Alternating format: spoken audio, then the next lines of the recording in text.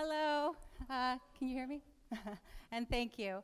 I came to talk a little bit about today because I have very many branching careers, as some of you may know. But the only way that I could talk about my diverse career path, unfortunately, is to talk about failure.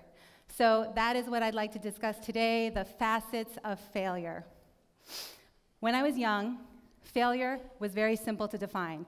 Failure meant poverty, and therefore success meant wealth. As a child of immigrant Korean parents in the United States, it wasn't hard to see why. Because we were poor, and that was not fun. And so I thought, well, how? How could I go from poverty to wealth? How could I go from failure to success?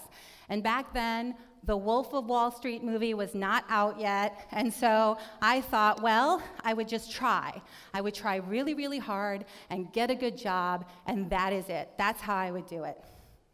And I chose the profession of attorney. One of the reasons was my Korean mother, who back in Seoul was a very well-respected surgical nurse. Everybody thought that she was the most brilliant and most hardworking surgical nurse there was, and she was. However, when she came to the United States, people didn't recognize her brilliance. In fact, some thought that she was rather stupid only because she couldn't speak English well. So I took it upon myself to learn English on behalf of my mother. Not only would I learn it, but I would master it. I would learn to manipulate it to do my bidding. And what better way to showcase to the world that I had mastered the English language than becoming an attorney? And let's face it, being an attorney is a great way to humble brag, right? It's just one of those few professions that, regardless of the reality, you assume two things. You just assume attorneys are smart, and you assume that they're rich. Whether that's true or not is completely irrelevant. And so my mother could go to church and be surrounded by her Korean friends, and when they said, "So, how's Sue doing?" she could say, "Oh, my daughter is an attorney," and that would shut everybody up. Similarly, I could go to parties, and when people would invariably say, "So, what do you do?" I could say, "Oh, well, I am an attorney." And again, that would shut everybody up.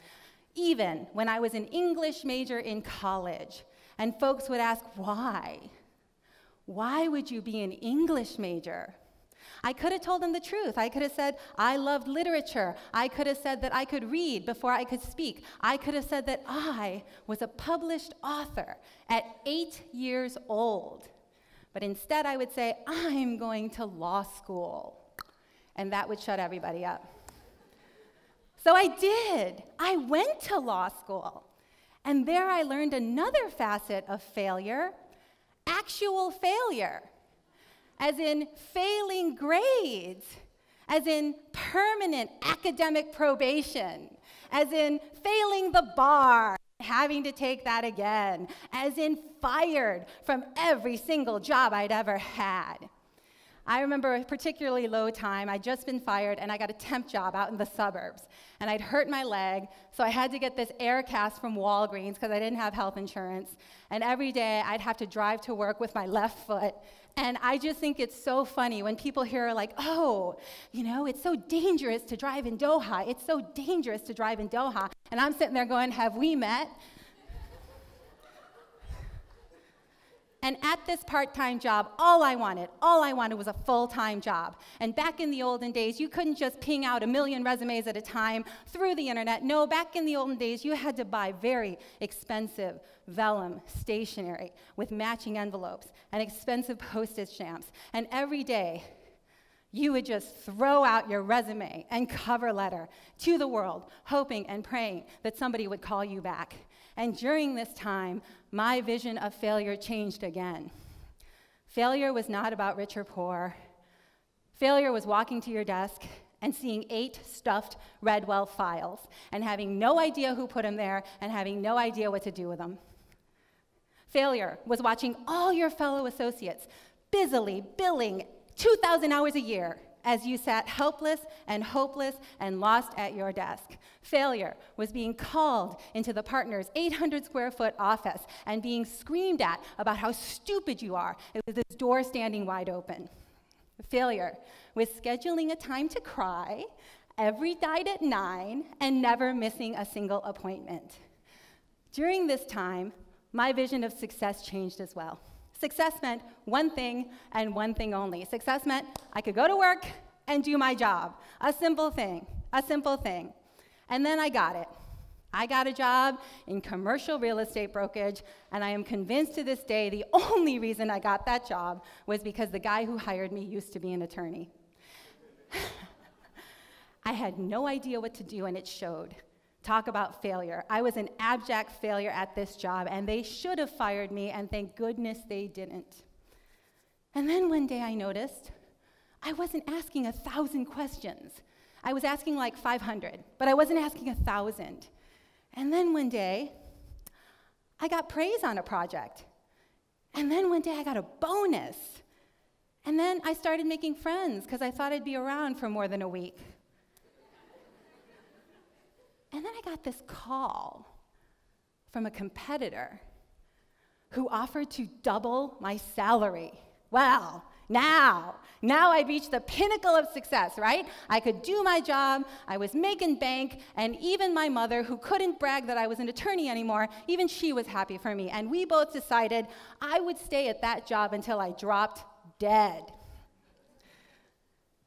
And then a decade passed. 10 years go by, and this really frustrating and very strange thing starts happening. I had flexible hours, I had a fantastic boss, and yet I couldn't get to work on time. And he'd call, he'd be like, Sue, you gotta get to work on time. I'm like, I can't get out of bed. And suddenly again, my vision of failure started to change, and this vision was the most inexplicable and the most frustrating yet. Failure meant sitting at your desk, surrounded by piles of work that you knew you could do, but that you just couldn't get started. Failure was instead sitting at your desk for 8 hours a day, surfing the internet until 5:00 p.m. Failure was coming home, lying face down on your bed, and waking up the next morning still wearing your boots and your North Face jacket. That's what we do in Chicago. We have North Face jackets. And suddenly, my vision of success started to change. Success was waking up in the morning, elated that you could start your day. Success was working on a project, looking up and realizing, oh my God, it's 4 a.m., and then going right back to work. Now, I know what some of you are thinking. You're like, oh my God, that sounds strangely like passion. And I have no passion. I am not passionate about anything. So fine. We'll take that out of the equation, and we'll just ask ourselves, well, what is it? What is it we could do until 4 in the morning every day without fail and not even realize it? And if your answer is still nothing, there is nothing, then fine. What about when you were 8 years old? What could you do morning, noon, and night and well into the next day without even realizing a minute had gone by? I was not kidding when I said that I was published at 8 years old. When I was in 2nd grade, I won a contest for my self-illustrated short story, The Most Wonderful Dream of All. It was bound and everything, so it was totally legit. And at that moment, I knew, oh, I want to be a writer. I want to write. But even at 8 years old, I knew, ooh, I better not tell anyone. Shh, better not tell anyone. Even when the second play I ever wrote was chosen for production in Chicago, I would not say it. I want to be a writer. I want to write.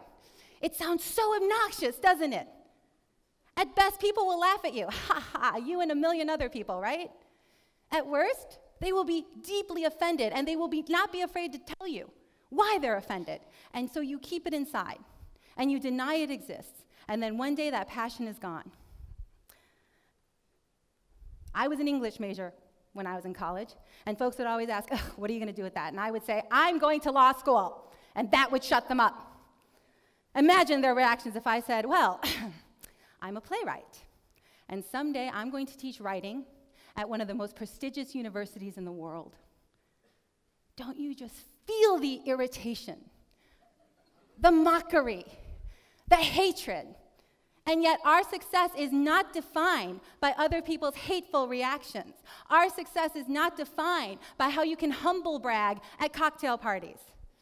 I've been in Doha here for almost 4 years now, and every morning I still wake up and I cannot believe it. My colleagues can attest that when they walk past my desk, I will be grinning stupidly at my good fortune, or I will be weeping uncontrollably at something brilliant I've just written in a play. I am just kidding. Not really.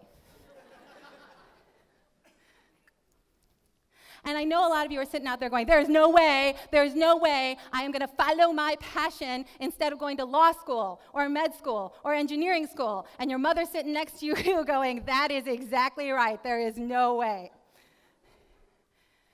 So I just ask you to consider this. Fine. Go out, first of all, and get that job that you can brag about at cocktail parties. I think that's great, and you're going to do far better at it than I did. I will guarantee you that. Second, pay off all your debts immediately. Student loans, credit card, mortgage, pay them all and pay them fast. And third, practice your passion every day without fail. I don't care what it is, and you don't have to advertise. Just do it because you must. Now, for most of you out there, that'll be fine. That'll be it. You'll be done. But for the rest of you, for those who wake up still wearing their boots and their North Face, for those of you who reach the end of the internet every single working day, I ask you to try. Try to realize your passion. Try, and doors you never even knew existed will fly open. Try, and know you will fail. So therefore, plan to fail and embrace failure. Failure is instructive. Failure is a gift. Failure is ever changing and ever enlightening. Do not be brainwashed by what you think you should do. Failure will guide you to that which you must do. Thank you. Thank you.